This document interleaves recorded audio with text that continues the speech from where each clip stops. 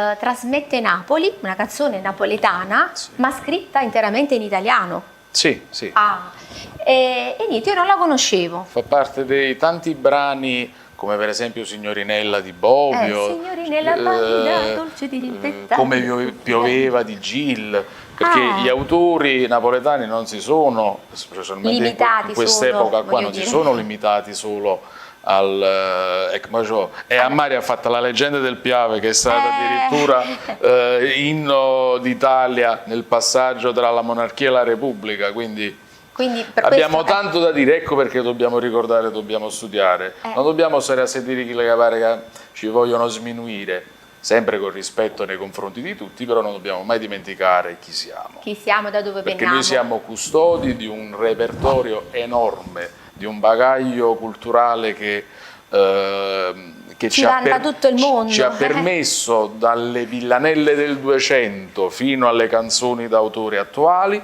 di poter parlare e cantare napoletano ancora oggi. Quindi questo non ce l'ha mai ascoltato.